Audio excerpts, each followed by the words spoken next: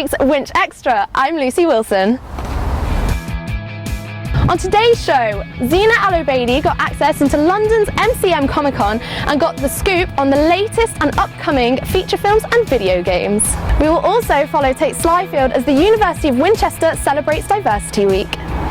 Our review expert Sarah Hymer's let us in on the top terrifying films to watch this Halloween. And finally, I interviewed top children's author Dame Jacqueline Wilson. Now let's find out what Zina got up to at this year's MCM Comic Con. Huge crowds, crazy costumes, and cats? This could only mean one thing. We're here at London Comic Con, the biggest geek culture show in the UK. Hundreds of people flock here to play unreleased games, see movie previews, and also just get their nerdy essentials. We're going to take a look around and see what we can find. And boy, did we find something! Daniel Radcliffe came to promote his new movie, Horns, that will be released on Halloween. And he seems to be no stranger to Comic-Con. If you met a Spider-Man today, it wasn't me. I walk around, for those of you who haven't heard this, I walk around the San Diego Comic-Con dressed as Spider-Man because why not? And that's the idea, Daniel. During the panel, he went into details about Horns. Because it is weird, like it's a crazy movie, and that's one of the things that I love about it, and I think other people will as well, because it's different. And he even shared some stories from when he was on set.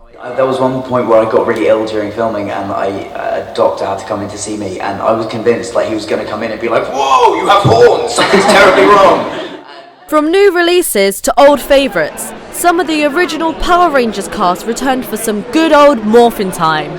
Who would have thought 21 years later, 22 years later, we'd be sitting here in London talking to you about Power Rangers? I mean, you couldn't have told me that was going to happen. So, thank you for renewing my love for the show.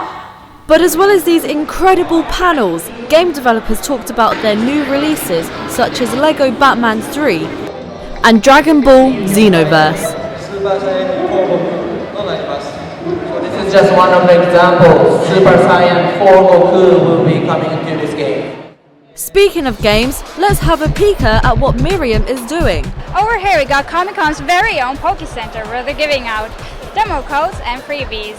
As well as the demos for Alpha Sapphire and Omega Ruby. Due to be released in November, people still return to the more traditional trading card games, which has also been adapted for the iPad. I also tried out the Oculus Rift Interstellar experience, where I was taken on a journey through the spaceship and even got to experience zero gravity with the hydraulics chair.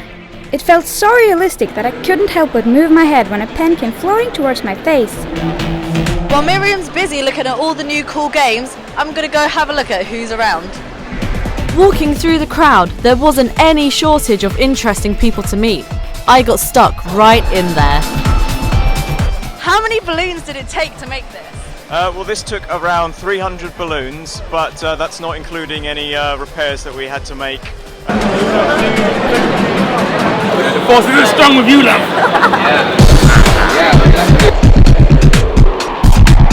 I'm here with Harlequin, and she's got a rather impressive hammer. How did you make this? Rainbows and unicorn parts. Who are you? Me? I'm your friendly neighborhood crown prince of crime. That's incredible. How are you enjoying Comic-Con? Oh, it's fantastic. Lots of people here, lots of nice faces. It's very good, very good. I keep seeing the bat, though. I don't like the bat. No.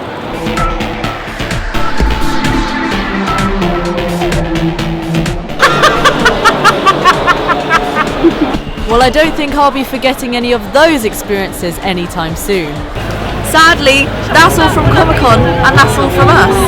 But we have seen so many cool things that you should be on the lookout for.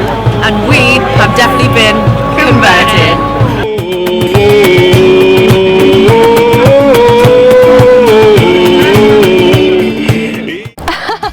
You've got to love the commitment in those costumes. Next up, let's see what Tate got up to and why she was learning salsa to learn more about the cultures around Winchester. 1, 2, It's Diversity Week at the University of Winchester and many events are taking place. But first I attempted salsa, but after a while I got really hot and sweaty, so I decided to take a break and head to the Diversity Fair. With Nepalese students showcasing their art and cuisine, to Japanese martial arts such as Jiu-Jitsu, and not forgetting the International Society. But what's really caught my eye was the Caribbean juice stall where the owner, Struan Bar, told me how fruitful the stall is. It's from the West Indies, so it's actually a Caribbean theme. And we want to bring, Caribbean history and culture to people who are not really aware of it. So that's sort of it in a nutshell. So it's a taste of the Caribbean, and it's a healthy choice as well. Everything's naturally pressed and juiced. The SU president had a lot to say about the event. It's really good. It's just so nice to see so many different types of groups, and we've got people from the university, we've got external companies in, and we've got students leading their own stalls. So I think in that kind of way, even just having people from different parts of Winchester in a way is fantastic, and it just showcases what the university and the city kind of have to offer in that way, which is fab. So that's everything for the Diversity Fair, which will surely be returning next year for more culture and traditions. I don't think I'd be able to salsa like that. Next up is the thing I'm sure you've all been waiting for. I interviewed Dame Jacqueline Wilson. Okay, so I'm about to meet Dame Jacqueline Wilson, and I'm so excited because I read most of her books as a child. So let's go in and meet her. Dame Jacqueline Wilson wrote her first novel aged 9 and went on to become a journalist before turning to writing novels full-time. She has now sold over 35 million books in the UK alone, and her books are cherished by children and adults all over the world. Especially adults like myself who have grown up reading her books, which might explain my excitement to meet her. So I'm here with Dame Jacqueline Wilson, or Jacqueline. I'm so excited to meet you. It's lovely to be here today. Thank you so much for agreeing to come and talk to us today. I'm very happy to. So how is it and why are you visiting Winchester today? I've come to Winchester and love coming to Winchester. I have a whole history of coming to Winchester for the Wessex Festival year after year, and it's a delight for me to come and with my old friend Anne Marley and to do a big event here, big family event because it's half term. Yeah. And I'm very happy to be doing this little film as well. So you've got your new book out, Opal Plumstead. I haven't read it yet, but I'll definitely have to. What is it about? It's about a girl who's from a poor family. It's in Edwardian times. She's got a scholarship. She's determined she's going to be one of the first girls to go to university. But because it's one of my books, everything goes wrong, and she ends up having to go out to work at 14 in a sweet factory, which gave me a chance to do lots and lots of descriptions of sweets. And then the woman who runs the sweet factory is a suffragette, and so Opal gets involved in the suffrage movement too.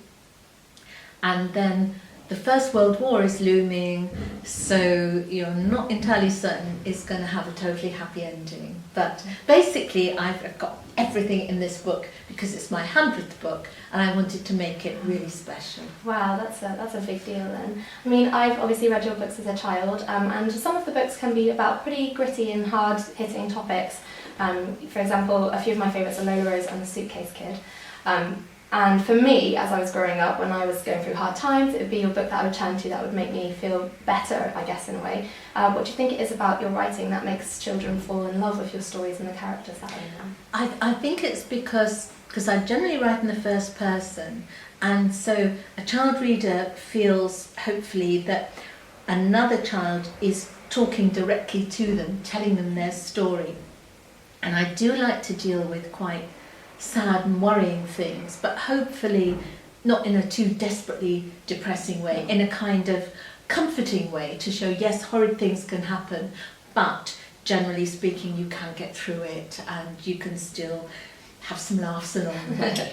Yeah, exactly. Your books always made me laugh. So I've always wanted to ask, what is your favourite book that you've written?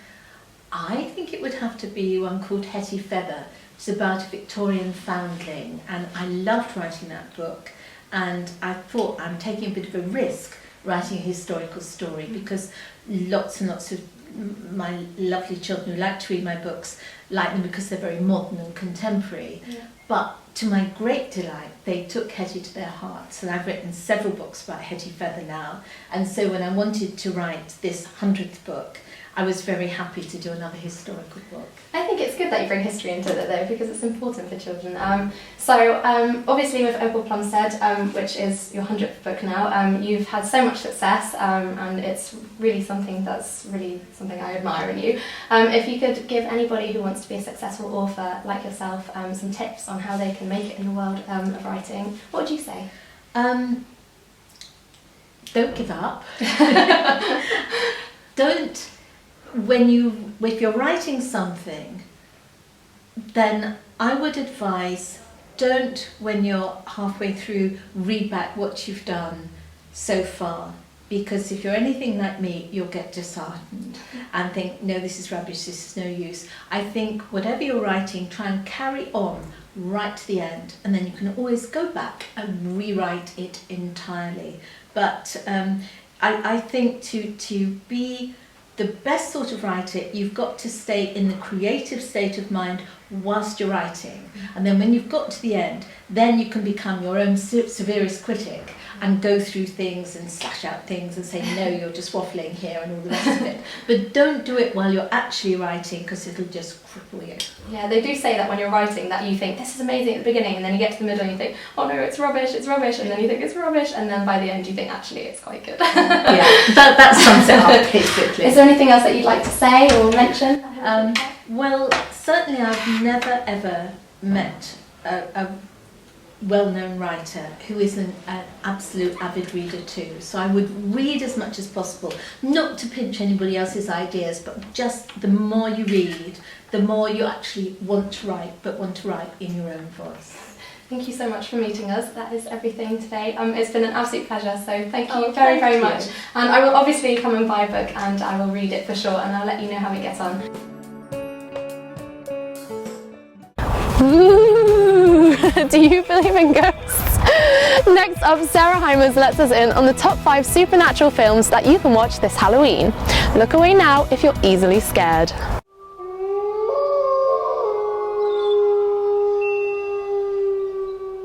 You're probably wondering, why is she dressed like that? Is she sick? Did she fall down?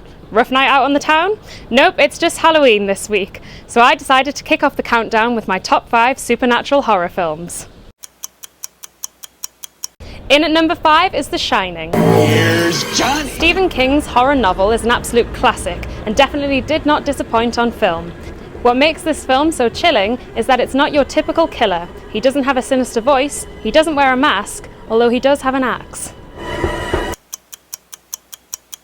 Creeping its way in at number 4 is Insidious. Although this spine chiller has a lot of critics, you can't deny the jumps and moments of panic throughout the film. Usually horror films get their kicks by playing on the fear of the unknown, however this horrific horror shows you the demon and still manages to terrify you. Slithering in at number 3 is The Exorcist. This 1973 horror broke boundaries, as although there was good quality horror films out at the time, this is the one that still shocks audiences to this day.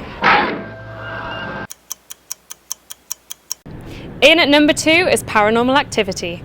This film was often compared to the Blair Witch Project, and although it wasn't critically acclaimed, this film has made my top 5 due to its jittery jumping scenes and causing 1 or 2 nervous laughs. Chilling its way in at number 1 is The Sixth Sense. I see dead people. This spectacular film is bound to have you hiding behind a cushion. With its eerie storyline of a boy who can see dead people, this is definitely my all-time favourite supernatural horror.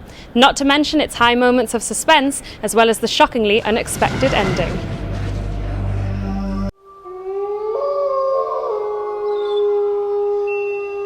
Now, if you're looking for things to do this week, you can head on down to Southampton's Mayflower Theatre, where the cast of the top musical Wicked are performing as part of their UK tour. Or you can find yourself transported to the Royal Opera House as local cinemas are screening Swan Lake live. If you prefer modern releases, then make sure you don't miss out on the latest rom-com Love Rosie, starring Lily Collins, which promises to bring a smile to your face. And finally, if you fancy getting out and about, then you could follow in our footsteps and book yourself in on a haunted tour of Winchester. Alright, that's all from us this week. Thank you for watching, and don't forget to tweet us at WinchXtra and share our video. Bye and happy Halloween!